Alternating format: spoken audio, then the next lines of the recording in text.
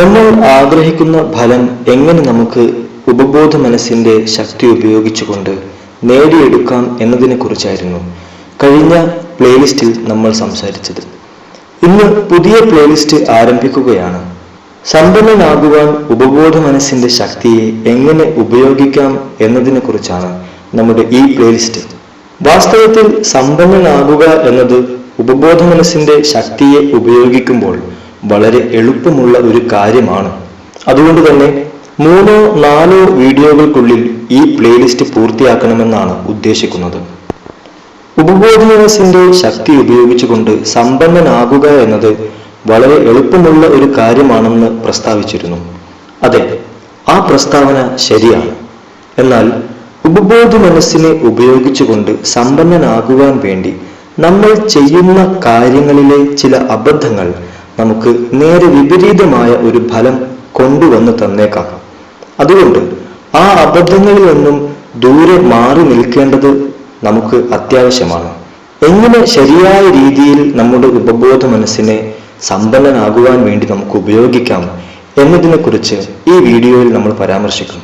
ഇനി ആദ്യം പ്രസ്താവിച്ചതുപോലെ ഉപബോധ മനസ്സിന്റെ ശക്തി ഉപയോഗിച്ച് ധനികനാകാനുള്ള ഒരു എളുപ്പമാർഗവും ഇന്നത്തെ വീഡിയോയിൽ വിശദീകരിക്കണം എന്നുണ്ട്. മധ്യവർഗ കുടുംബങ്ങളിൽ അഥവാ മിഡിൽ ക്ലാസ് ഫാമിലികളിൽ ജനിച്ച് വളർന്നു വരുന്ന ഓരോരുത്തർക്കും അനുഭവപ്പെടുന്ന ഒരു വലിയ സത്യമാണ് ചെലവ് കഴിഞ്ഞ് കുറെ ധനം കരുതി വെക്കുന്ന സ്വഭാവമില്ലാത്തത്. അല്ലെങ്കിൽ ചിലവ് കഴിഞ്ഞ് കൂടുതൽ ധനം നമുക്ക് മാറ്റിവെക്കാൻ സാധിക്കാത്ത ഒരു അവസ്ഥ. നമ്മൾ ജോലി ചെയ്യുന്നു, ശമ്പളം വാങ്ങുന്നു, ആ ശമ്പളം ഉപയോഗിച്ചുകൊണ്ട് നമ്മുടെ ചിലവുകളെ കഴിക്കുന്നു. എന്നാൽ അതോടൊപ്പം തന്നെ നമുക്ക് മാറ്റിവെക്കാൻ അല്ലെങ്കിൽ നമ്മുടെ സമ്പത്തിന് വേണ്ടി സേവിങ്സ് ആയി നീക്കിവെക്കാൻ ഒരു സമ്പത്തില്ലാതെ വരുന്ന അവസ്ഥ.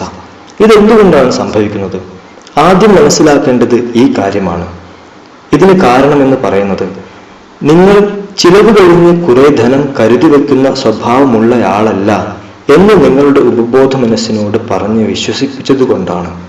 ഞാൻ എൻ്റെ ഉപബോധ മനസ്സിനോട് അങ്ങനെയൊന്നും പറഞ്ഞ് വിശ്വസിപ്പിച്ചിട്ടില്ലല്ലോ എന്ന് ചിന്തിക്കുന്നവർ നിങ്ങളുടെ കഴിഞ്ഞ ഒരു 3-4 മാസങ്ങൾ പുറകോട്ട് നോക്കിക്കഴിഞ്ഞാൽ ഓരോ മാസത്തിലും നിങ്ങൾക്ക് സേവിങ്സ് ആയി എടുത്തു വെക്കാനുള്ള സമ്പത്ത് ഇല്ലാതെ പോയതിൽ നിങ്ങൾ വിഷമിച്ച അവസ്ഥയെ ഒന്ന് ഓർത്തു നോക്കൂ. അത് നിങ്ങളുടെ ചെലവ് കഴിഞ്ഞ് കുറച്ചെങ്കിലും ധനം കരുതി വെക്കാൻ പാകത്തിലുള്ള ഒരു അവസ്ഥയല്ല നിങ്ങൾക്കുണ്ടാകുന്നത് എന്ന് നിങ്ങളുടെ ബോധ മനസ്സ് വിശ്വസിച്ചതുകൊണ്ടല്ലേ അങ്ങനെ ഉണ്ടായത്? നമ്മൾ മനസ്സിലാക്കേണ്ടത്, നമ്മുടെ ബോധ മനസ്സ് ഏതൊരു കാര്യത്തിലാണോ വിശ്വസിക്കുന്നത് ആ കാര്യത്തെയാണ് ഉപബോധ മനസ്സ് സ്വീകരിക്കുന്നത്. അപ്പോൾ ഇത്തരത്തിലൊരു അവസ്ഥ നിങ്ങൾക്കില്ല, സേവിങ്സ് ആയിട്ട് കുറച്ചെങ്കിലും ധനം കരുതി വെക്കാൻ നിങ്ങൾക്ക് സാധിക്കുന്നില്ല എന്ന് നിങ്ങൾ വിശ്വസിച്ചുകൊണ്ടിരിക്കുകയാണെങ്കിൽ നിങ്ങളുടെ ഉപബോധ മനസ്സ് ആ തരത്തിലുള്ള ഒരു സിസ്റ്റത്തെ ഫോളോ ചെയ്യുന്നതാണ്. ധാരാളമായി വിയർപ്പൊഴുക്കിയാൽ മാത്രമേ അല്ലെങ്കിൽ കഠിനാധ്വാനം ചെയ്തെങ്കിൽ മാത്രമേ സമ്പന്നനാകാൻ കഴിയൂ എന്ന് നിങ്ങൾ വിശ്വസിക്കരുത്. ശരിയാണ്, കഠിന പരിശ്രമം കൊണ്ട് നിങ്ങൾക്ക് ഒരുപക്ഷെ സമ്പന്നനാകാം. എന്നാൽ കഠിന പരിശ്രമം ഇല്ലാതെയും നിങ്ങളുടെ ജീവിതത്തെ നിങ്ങൾക്ക് സുന്ദരമാക്കാം. നിങ്ങൾ ഇഷ്ടപ്പെടുന്ന ജോലി ചെയ്യുക, പക്ഷെ ആ ജോലിയെ ആനന്ദത്തോടെ ആഹ്ലാദത്തോടെ ചെയ്യുക. അതിൽ ആഹ്ലാദം അനുഭവിക്കുക എന്നതാണ് നിങ്ങളുടെ ജീവിതത്തിലേക്ക് സമാധാനവും സമ്പത്തും ആരോഗ്യവും കൊണ്ടുവന്നു തരാനുള്ള ഏറ്റവും നല്ല മാർഗം. നിങ്ങൾക്കറിയാമോ, ഈ ധനം എന്നത് വ്യക്തിയുടെ ഉപബോധ മനസ്സിലെ ശക്തമായ ഒരു വിചാരമല്ലാതെ മറ്റൊന്നുമല്ല. ഞാനൊരു കോടീശ്വരനാണ്, ഞാനൊരു സമ്പന്നനാണ് എന്ന് നിങ്ങൾ പറഞ്ഞുകൊണ്ടിരുന്നാൽ നിങ്ങൾ കോടീശ്വരനോ സമ്പന്നനോ ആകാൻ പോകുന്നില്ല. ധനത്തിൻ്റെതായ ഒരു ബോധം നിങ്ങളുടെ ഉള്ളിൽ വളർത്തിയെടുക്കാൻ സമ്പത്തിൻ്റെയും സമൃദ്ധിയുടെയുമായ ഒരു ആശയത്തെ നിങ്ങളുടെ മനസ്സിൽ സ്ഥിരമാക്കി വെക്കണം. എങ്ങനെയാണ് സമ്പത്തിന്റെ ഒരു ആശയത്തെ സമ്പത്ത് അധികം കയ്യിലില്ലാതെ നമുക്ക് സ്ഥിരമാക്കി വെക്കാൻ സാധിക്കുക? പറയാം. ഉപബോധ മനസ്സിന്റെ ശക്തിയെ ഉപയോഗിച്ചുകൊണ്ട് വളരെ എളുപ്പത്തിൽ ഒരു എളുപ്പമാർഗം ഉപയോഗിച്ചുകൊണ്ട് സമ്പന്നനാകാൻ നമുക്ക് സാധിക്കുമെന്ന് പറഞ്ഞിരുന്നല്ലോ.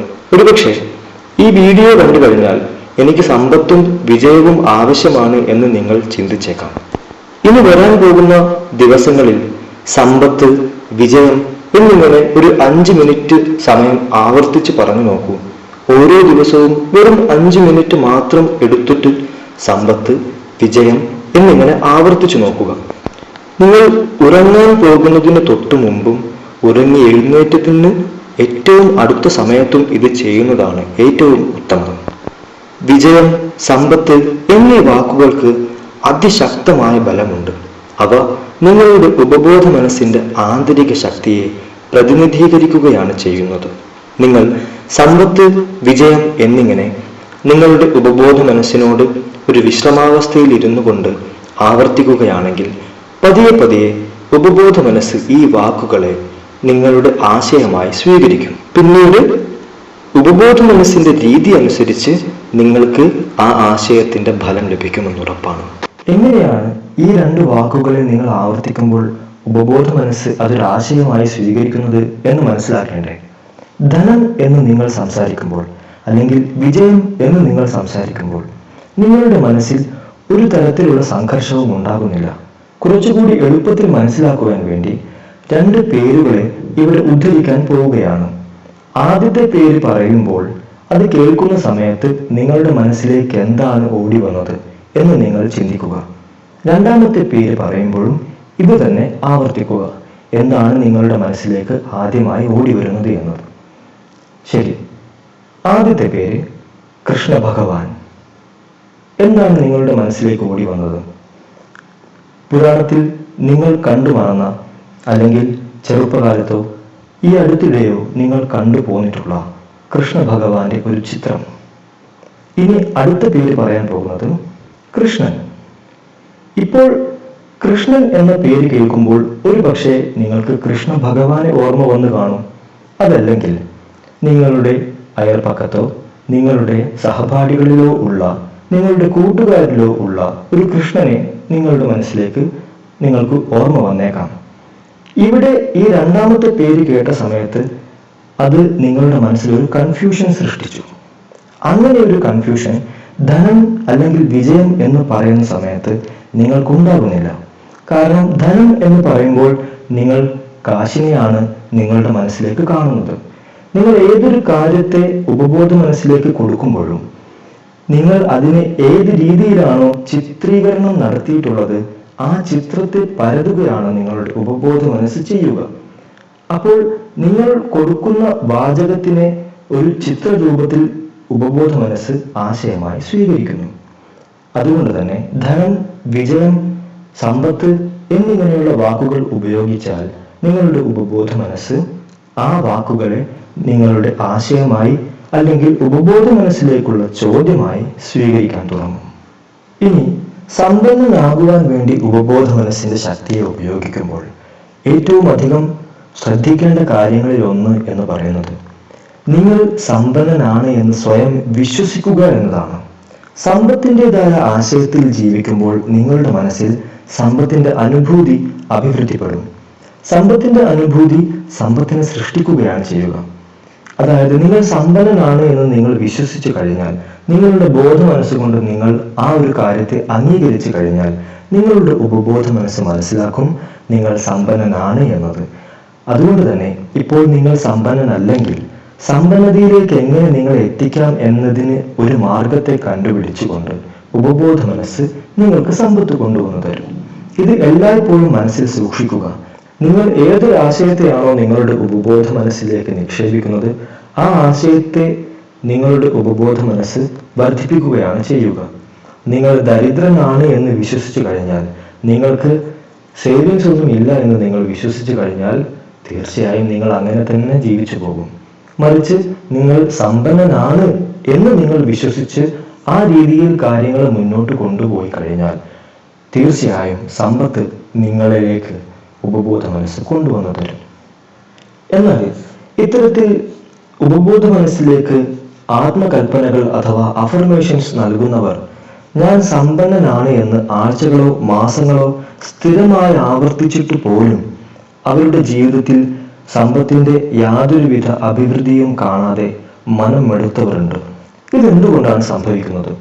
ഞാൻ സമ്പന്നനാണ്, ഞാൻ സമ്പന്നതയിലേക്ക് നീങ്ങുന്നു എന്നൊക്കെ അഫർമേഷൻസ് നൽകുന്ന സമയത്ത് അവരുടെ ഉള്ളിൽ സ്വയം അവർ കള്ളം പറയുകയാണെന്ന് തോന്നിയിട്ടുണ്ടാകാം. അതുകൊണ്ട് നിങ്ങൾ വിശ്വസിച്ചുകൊണ്ട് വേണം ഓരോ അഫർമേഷനും ഉപബോധ മനസ്സിലേക്ക് നൽകുവാൻ. നിങ്ങൾ എന്തൊരു അഫർമേഷൻ ആണോ നൽകുന്നത് ആ കാര്യത്തെ നിങ്ങൾ ബോധ മനസ്സുകൊണ്ട് അംഗീകരിച്ചിട്ട് വേണം പറയുവാൻ. എങ്കിൽ മാത്രമേ ഉപബോധ മനസ്സ് അതിനെ സത്യമായി വിശ്വസിക്കുകയുള്ളൂ.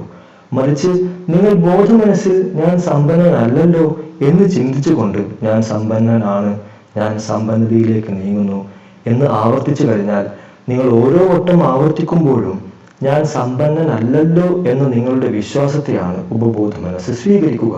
നിങ്ങളുടെ ഏതൊരു പ്രസ്താവനയും സ്ഥിരീകരിക്കപ്പെടുന്നത് എപ്പോഴാണെന്ന് അറിയാമോ? അത് വ്യക്തമായ മാനസികമായ യാതൊരുവിധ സംഘർഷമോ മറു ചോദ്യമോ സൃഷ്ടിക്കാത്ത സമയത്ത് ആയിരിക്കും. നിങ്ങളുടെ യഥാർത്ഥ അനുഭവം എന്താണ് എന്നാണ് നിങ്ങളുടെ ഉപബോധ മനസ്സ് നോക്കുന്നത്. നിങ്ങളുടെ അനുഭവത്തിൽ അല്ലെങ്കിൽ നിങ്ങൾ ബോധ മനസ്സുകൊണ്ട് വിശ്വസിക്കുന്നത് നിങ്ങൾ ദരിദ്രനാണ് എന്നാണ് എങ്കിൽ ആ സമയത്ത് നിങ്ങൾ സമ്പന്നനാണ് എന്ന് വെറുതെ അഫർമേഷൻസ് നൽകുന്നത് കൊണ്ട് നേരെ വിപരീതമായ ഫലമല്ലാതെ നിങ്ങൾക്കൊന്നും ലഭിക്കാൻ പോകുന്നില്ല. അതുകൊണ്ട് തന്നെ ബോധ മനസ്സുകൊണ്ട് വളരെയധികം വിശ്വസിച്ചുകൊണ്ട് നിങ്ങൾ സമ്പന്നനാണ് എന്ന് തന്നെ വിശ്വസിച്ചുകൊണ്ട് വേണം ഓരോ അഫർമേഷനും നൽകുവാൻ. നിങ്ങൾ നിങ്ങളുടെ ജീവിതത്തിൽ സമ്പത്തിനെ കുറിച്ച് ചിന്തിക്കുന്ന സമയത്ത് ഒരിക്കലെങ്കിലും ചിന്തിച്ചിട്ടില്ലേ? സമ്പന്നൻ എപ്പോഴും സമ്പന്നനായിക്കൊണ്ടിരിക്കുന്നു, ദരിദ്രർ എപ്പോഴും ദരിദ്രരായി തന്നെ തുടരുന്നു. ഇതിന് കാരണം സമ്പന്നർ അവരുടെ മനസ്സിൽ വിശ്വസിക്കുന്നത് അവർ സമ്പന്നരാണ് എന്നതാണ്. കാരണം അവർ അവരുടെ ജീവിതത്തിൽ അതിന് തെളിവുകൾ കാണുന്നു. അതുകൊണ്ട് അവരറിയാതെ തന്നെ അതിൽ പൂർണ്ണമായി വിശ്വസിക്കുകയും ചെയ്യുന്നു. തെളിവുകൾ കാണാത്ത നമ്മൾ എങ്ങനെയാണ് ഇതിനെ വിശ്വസിക്കുക എന്ന് ചിന്തിച്ചുകൊണ്ട് അതിന് നേരെ വിപരീതമായി നമ്മൾ ദരിദ്രരല്ലേ, ഞാൻ ദരിദ്രനാണല്ലോ എന്നൊക്കെ ചിന്തിക്കുമ്പോൾ ഉപബോധ മനസ്സ് ആ ആശയത്തെ സ്വീകരിക്കും. റിച്ച് ഡാഡ് പുവർ ഡാഡ് എന്ന പുസ്തകത്തിൽ പ്രശസ്ത എഴുത്തുകാരൻ റോബർട്ട് കിയോസാക്കി ഈ ഒരു കാര്യത്തെ വളരെയധികം വിശദീകരിച്ചുകൊണ്ട് പറഞ്ഞിട്ടുണ്ട്. ആ പുസ്തകം ഒരിക്കലെങ്കിലും വായിച്ചിരിക്കുന്നത് വളരെയധികം ഗുണം ചെയ്യും നിങ്ങൾക്ക്. നിങ്ങൾ ഒരു സമ്പന്നനാകാൻ ആഗ്രഹിക്കുന്നുവെങ്കിൽ നിങ്ങൾക്ക് സമ്പന്നനാകാൻ കഴിയും. ആവശ്യമുള്ളതെല്ലാം നേടാൻ കഴിയും. ധാരാളം മിച്ചം ആശയങ്ങളുള്ള മനസ്സിനെ ശുദ്ധീകരിക്കാനുള്ള ശക്തി നിങ്ങളുടെ വാക്കുകൾക്കുണ്ട്, തീർച്ചയായും ഉണ്ട്. അതുപോലെ അവയുടെ സ്ഥാനത്ത് ശരിയായ ആശയങ്ങൾ നിറയ്ക്കാനുള്ള ശക്തിയും നിങ്ങളുടെ മനസ്സിനകത്ത് തന്നെയുണ്ട്. എപ്പോഴാണ് ഇത് പുറത്തേക്ക് പ്രകടമാകുക? അത് നിങ്ങൾ വിശ്വസിക്കുമ്പോഴാണ്. ഏതായാലും അടുത്ത വീഡിയോയ്ക്ക് വേണ്ടി നിങ്ങൾ കാത്തിരിക്കുമെന്ന് പ്രതീക്ഷിക്കുന്നു. ഇന്നത്തെ വീഡിയോ ഇഷ്ടപ്പെട്ടവർ ലൈക്ക് ചെയ്യാനും മറിച്ചുള്ളവർ ഡിസ്ലൈക്ക് ചെയ്യാനും മടിക്കരുത്. വീഡിയോ ഇഷ്ടപ്പെട്ടുവെങ്കിൽ ദയവ് ചെയ്ത് വാട്സപ്പിലും ഫേസ്ബുക്കിലും ഷെയർ ചെയ്തുകൊണ്ട് ഞങ്ങളെ സഹായിക്കണമെന്ന് അഭ്യർത്ഥിക്കുന്നു.